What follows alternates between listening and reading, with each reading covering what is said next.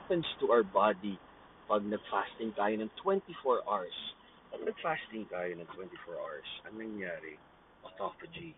Yung dead cells natin, nire-recycle ng katawan natin, naglalabas tayo ng natural growth hormone, ketosis tayo, nagbo-burn tayo ng fat, nagtatap tayo dun. Yan, inom tayo water, electrolyte balance, ano yun, magnesium, potassium, calcium, mga zero calories, taurine, BCAAs, EAAs, BCAAs, branching amino acids, EAAs, essential amino acids, zero calories, or black coffee or green tea kung kaya. Ngayon kung di kaya, water lang, yun.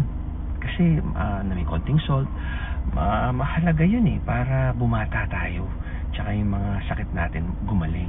Ngayon pag naka 48 hours tayo, or 2-day fast, tsaka 3-day fasting, hindi lang yan physical, mental na yan, tsaka spiritual. Yung energy hindi lang sa fat, nanggagaling na rin sa spirit natin. Try nyo lang, magiging better person kayo.